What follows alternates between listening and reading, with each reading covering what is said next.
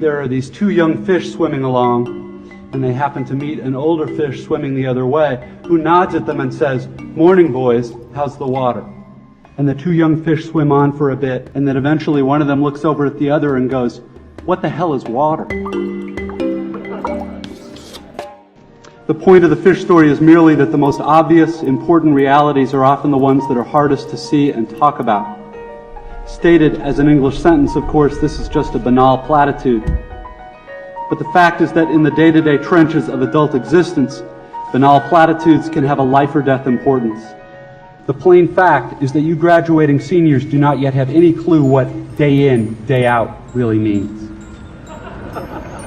There happen to be whole, large parts of adult American life that nobody talks about in commencement speeches. One such part involves boredom, routine, and petty frustration. The parents and older folks here will know all too well what I'm talking about. By way of example, let's say it's an average adult day, and you get up in the morning, go to your challenging white-collar college graduate job, and you work hard for 8 or 10 hours, and at the end of the day you're tired and somewhat stressed, and all you want is to go home and have a good supper and maybe unwind for an hour and then hit the sack early, because of course you have to get up the next day and do it all again.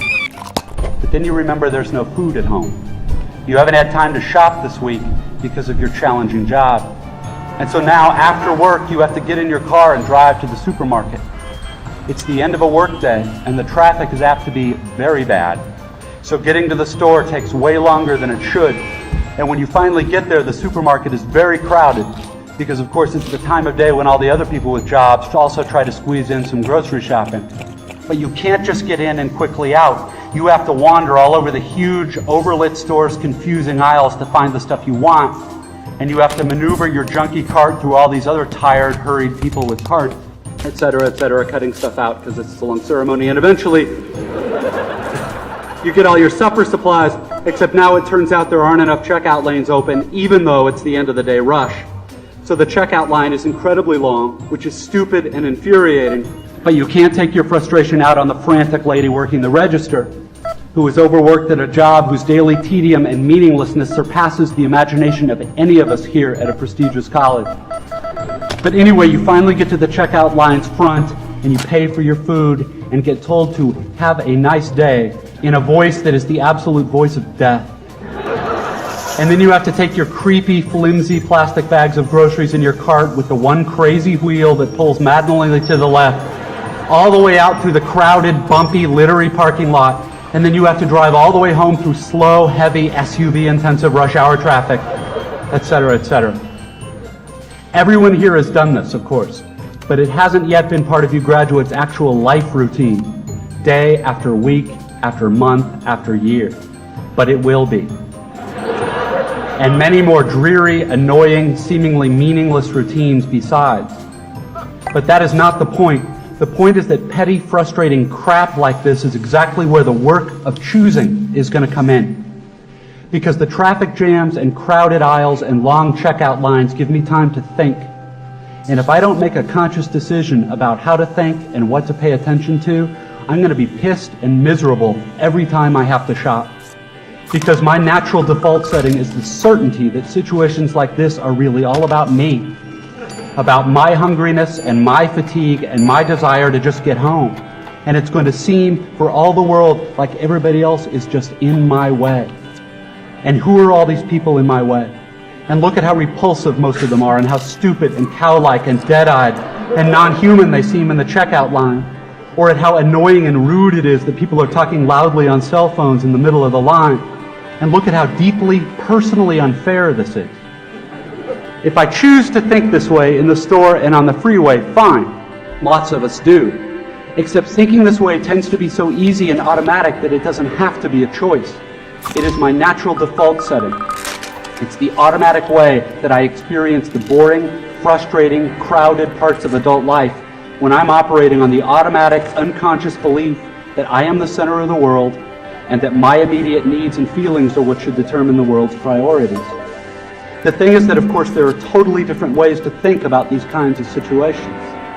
In this traffic, all these vehicles stuck and idling in my way, it's not impossible that some of these people in SUVs have been in horrible auto accidents in the past, and now find driving so terrifying that their therapist has all but ordered them to get a huge, heavy SUV so they can feel safe enough to drive. Or I can choose to force myself to consider the likelihood that everyone else in the supermarket's checkout line is just as bored and frustrated as I am, and that some of these people probably have much harder, more tedious or painful lives than I do. Again, please don't think I'm giving you moral advice, or that I'm saying you're supposed to think this way, or that anyone expects you to just automatically do it, because it's hard. It takes will and effort, and if you are like me, some days you won't be able to do it, or you just flat out won't want to. But most days, if you're aware enough to give yourself a choice, you can choose to look differently at this fat, dead-eyed, over-made-up lady who just screamed at her kid in the checkout line. Maybe she's not usually like this. Maybe she's been up 3 straight nights holding the hand of her husband who's dying of bone cancer. Or maybe this very lady is the low-wage clerk at the motor vehicles department who just yesterday helped your spouse resolve a horrific, infuriating red tape problem through some small act of bureaucratic kindness. Of course, none of this is likely, but it's also not impossible. It just depends what you want to consider.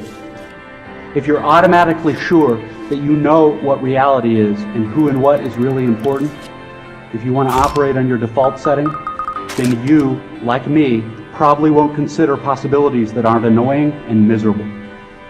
But if you've really learned how to think, how to pay attention, then you will know you have other options.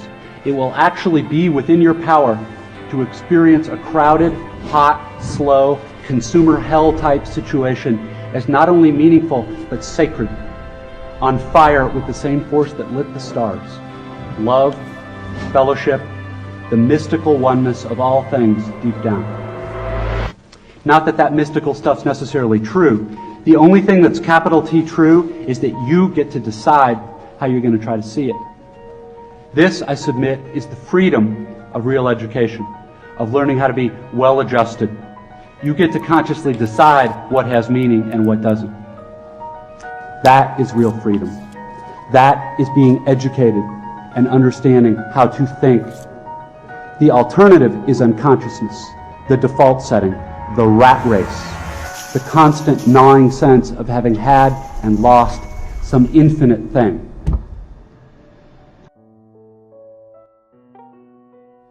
I know that this stuff probably doesn't sound fun and breezy or grandly inspirational the way a commencement speech is supposed to sound. What it is, as far as I can see, is the capital T truth with a whole lot of rhetorical niceties stripped away. You are, of course, free to think of it whatever you wish. But please don't just dismiss it as some finger-wagging Dr. Laura sermon.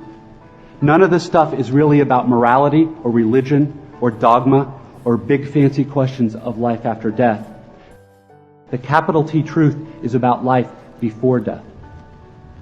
It is about the real value of a real education, which has almost nothing to do with knowledge and everything to do with simple awareness. Awareness of what is so real and essential, so hidden in plain sight all around us all the time, that we have to keep reminding ourselves over and over, this is water. This is water.